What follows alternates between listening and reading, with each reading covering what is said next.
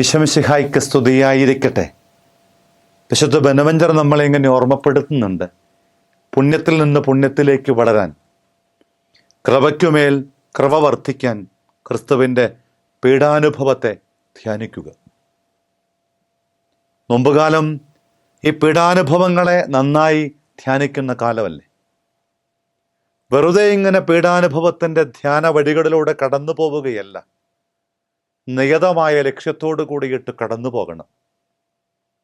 ഞാൻ പണ്ട് എന്തിനാണ് പീഡാനുഭവ ധ്യാനം അല്ലെങ്കിൽ പീഡാനുഭവത്തെ വീണ്ടും ഓർക്കുന്നത് എന്ന് ചിന്തിച്ചിരുന്നു.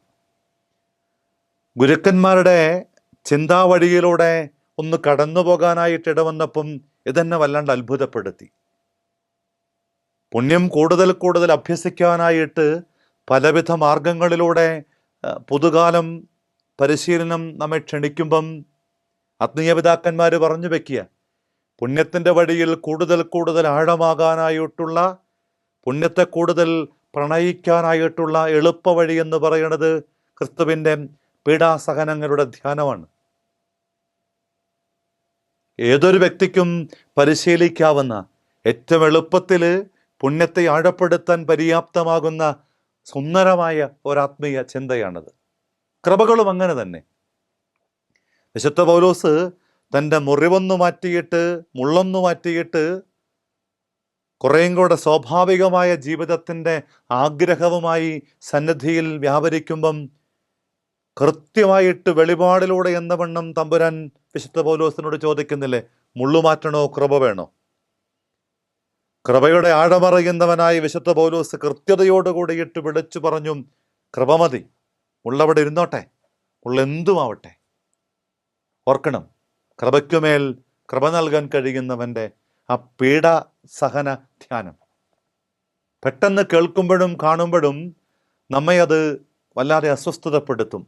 ധ്യാനകേന്ദ്രങ്ങളിലൊക്കെ പലപ്പോഴും ഇങ്ങനെ ക്രിസ്തുവിൻ്റെ ആ പീഡാസഹനത്തെ, ആ രംഗങ്ങളെയൊക്കെ ആവർത്തിച്ച് കാട്ടിക്കൊടുക്കുമ്പോഴും ഞാൻ പലപ്പോഴും ധരിച്ചിരുന്നത്, എന്തിനാ വെറുതെ ഇത്? എന്നാൽ ഇന്നെനിക്ക് ബോധ്യമുണ്ട്, ജീവിതത്തിൽ എനിക്കത് തമ്പുരാൻ തന്ന വെളിച്ചമായി, വെളിപാടായി ഞാനത് സ്വീകരിക്കുക.